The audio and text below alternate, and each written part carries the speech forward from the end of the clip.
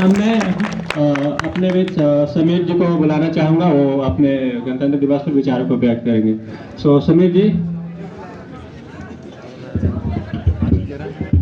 सबसे पहले हमारे कोचिंग के ज़्यादा ही मार्गदर्शन किया।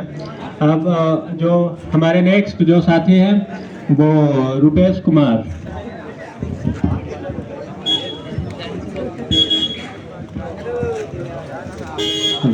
बहुत बहुत धन्यवाद रुपेश जी, वाकई में हम सब बहुत ज़्यादा मोटिवेट हुए। अब जो हमारे जो नेक्स्ट जो साथी हैं पप्पू जी, वो अपने विचारों को व्यक्त करेंगे इस गणतंत्र दिवस के पावन अवसर पर। पप्पू जी। कहाँ यार पप्पू जी? हाँ, तो अब वो शायद उपस्थित नहीं है। तब में हमारे जो अगले साथी हैं राहुल कुमार। राहुल जी, शायद गोविंद उपस्थित नहीं है। ठीक है। ना ही सरकार मेरी है और ना ही बड़ा नाम मेरा है। ना ही सरकार मेरी है और ना ही बड़ा नाम मेरा है। मुझे गर्व इस बात का है, हिंदुस्तान का हूं मैं और हिंदुस्तान मेरा है। आज हम लोग यहाँ पर गणतंत्र दिवस मनाने के लिए एसआर एजुकेशन हब के प्रांगण में एकत्रित हुए हैं। और आज का जो दिन है वो विशेष रूप से अगर कहूँ तो ऐतिहासिकता मुझे ज़्यादा बताने की जरूरत है नहीं, क्योंकि इस विषय में आप बहुत कुछ जानते हैं। बट हाँ, मैं इतना जरूर कहना चाहूँगा कि आज के दिन में दो शब्द जो है वह अधिकांशतः प्रयोग किया जाता है। पहला संविधान, दूसरा गणतंत्र। हमें समझना होगा कि गणतंत्र का मतलब क्या होता है और संविधान का मतलब क्या होता है। तो मैं सबसे पहले गणतंत्र का अर्थ बताना चाहूँगा। गणतंत्र का अर्थ सिर्फ इन चंद जो डायलॉग होता है उसमें स्पष्ट हो जाता है कि अब राजा का बेटा राजा नहीं बनेगा, अब राजा वही बनेगा जो उसका हकदार होगा। अर्थात गणतंत्र में जो देश का चाहे वो वास्तविक प्रधान हो या संवैधानिक प्रधान हो, जैसे कि वास्तविक प्रधान हमारे होते हैं प्रधानमंत्री, लेकिन संवैधानिक प्रधान राष्ट्रपति होते हैं। दोनों प्रत्यक्ष या अप्रत्यक्ष रूप से इलेक्टेड होते हैं, यानी कोई जन्मजात नहीं होते। तो ये कथन बिल्कुल सटीक बैठता है कि अब राजा का बेटा राजा नहीं बनेगा, राजा वही बनेगा जो हकदार होगा। हकदार होगा वो किसके तहत? तो संविधान के तहत। आप संविधान के तहत अगर योग्य है तो भारत के संविधान ही आपको शक्ति देती है। भारत की गणतंत्र जो व्यवस्था है वो आपको शक्ति देती है कि आप प्रधानमंत्री, राष्ट्रपति जैसे उच्च पदों पर भी जा सकते हैं, क्योंकि आप में सिर्फ और सिर्फ योग्यता होनी चाहिए। ये है हमारे संविधान की महत्ता, और संविधान में दिए गए प्रावधानों की जो महत्ता होती है। और बाकी जहां तक गणतंत्र की बात रही तो गणतंत्र का सिंपल यही अर्थ होता है कि एक ऐसा देश जहां का जो सर्वश्रेष्ठ जो व्यक्ति हो, जो ऊंचे पद पर बैठा हो, वो प्रत्यक्ष या अप्रत्यक्ष रूप से इलेक्टेड हो, यानी लोगों द्वारा ही चुना गया हो, वो वंशानुगत ना हो। उसी को, उस देश को गणतंत्र कहते हैं। और संविधान की जहां तक परिभाषा की बात है तो किसी भी देश को चलाने के लिए कुछ मूलभूत नियमों की आवश्यकता होती है, जिसका कि पालन वहां रह रहे लोग और सरकार दोनों करती है। उसी मूलभूत नियमों के लिखित दस्तावेज को संविधान कहते हैं। और वही संविधान भारत के संदर्भ में 26 जनवरी 1950 को लागू हुआ, और उस दिन से भारत एक पूर्ण गणतांत्रिक और लोकतांत्रिक देश बन गया। यूं तो भारत 15 अगस्त 1947 को ही अंग्रेजों से आजाद हुआ था। वो अंग्रेजों से आजाद हुए थे, मतलब हम उनसे डायरेक्ट रूप से स्वतंत्र हुए थे, लेकिन उनकी जो नीतियां थी जो कि हमें दबाने का काम करती थी, हमारे विचारों को दबाने का काम करती थी, हमारे विकास, देश के जो विकास है उसको दबाने का काम करती थी, वो सब नीतियों को बदलाव के लिए हमारे संविधान सभा का गठन हुआ। और 2 वर्ष 11 महीना 18 दिन का था प्रयास और गहन विचार विमर्श के प्रयास स्वरूप 26 नवंबर 1949 को हमारा संविधान बनकर तैयार हो गया। अब जब तैयार हो गया तो संविधान निर्माताओं के सामने यह प्रश्न आया कि इसे लागू कब से किया जाए। कुछ नियम तो 26 नवंबर 1949 में लागू कर दिया गया, लेकिन इसके लिए जैसा कि हमारे भारतीय संस्कृति में मान्यता है कि अगर शुभ दिन अगर मिल जाए तो वो और बहुत और शुभ हो जाता है। तो 26 जनवरी 1929 को प्रथम स्वाधीनता दिवस लाहौर में रावी नदी के तट पर मनाया गया था।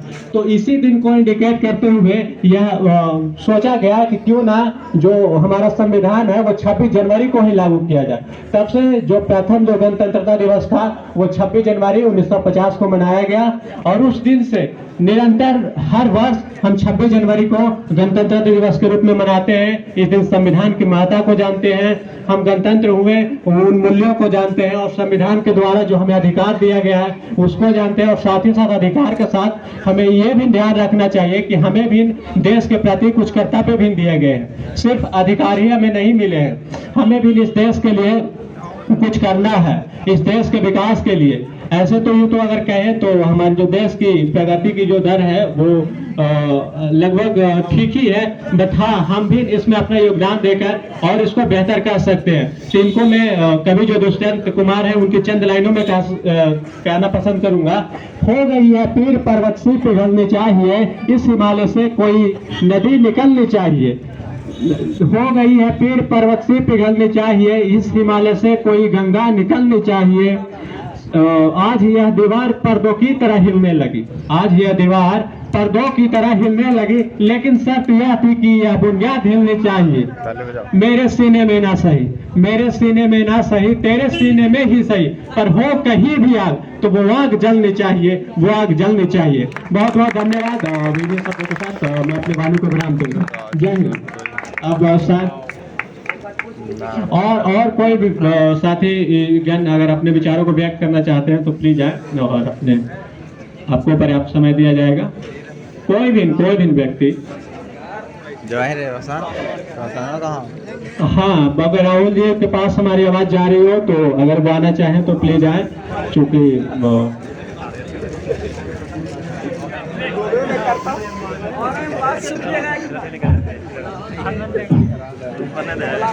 और बाकी अंत में मैं यही कहना चाहूँगा कि यहाँ हम लोग एसआर एजुकेशन के बैनर तले ही एकत्रित हुए थे और यहाँ पर जो इस कार्यक्रम को करने का जो सहयोग और जो हिम्मत और यहाँ पर जो भी प्रोग्राम होता है, हमारी जो आंतरिक जो एक्स्ट्रा एक्टिविटी जिसको बोलते हैं वो हमें यहाँ पर निखारने का मौका देते हैं, उसके लिए हम प्रिंस भैया को बहुत बहुत धन्यवाद देंगे।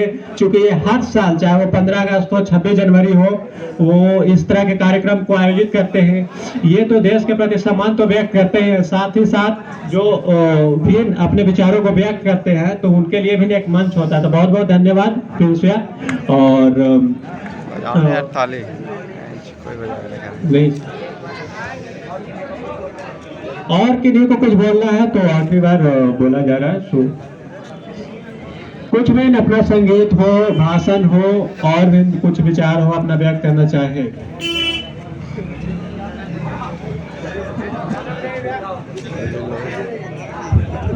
हेलो, आप सब जो यहाँ पे आए और इतने अपना कीमती समय निकाल के यहाँ पे आए उसके लिए सबसे पहले आप लोग अपने के लिए ताली बजाइए जो इतना मेहनत करके सुबह सुबह उठ कर आए। और जो भी कमेटी मेंबर हैं जो कल से इतना मेहनत कर रहे हैं, सब लगे पड़े हैं, वो सब पहले उन लोग के लिए ताली बजाइए। बहुत बहुत मेहनत किया, जैसे राहुल हो गया, रुपेश हो गया, सरपन हो गया, बंटी भैया हो गया, विकास हो गया। और आज हमारे आपको बहुत करीबी मित्र भी है सर, उसका बर्थडे भी है तो एक बार सब उसके लिए ताली बजाइए। और राहुल खाली अभ्यास बनता है, अपने भी लेके जा रहा है, बोल रहा है कुछ सही नहीं कहा इसको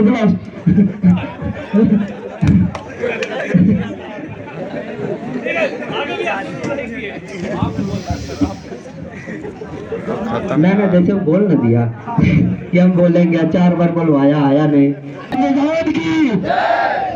अम्बेडकर के, गांधी जी के, सुभाष चंद्र बोस के, इनकलाब, इनकलाब। चलो इतना अच्छा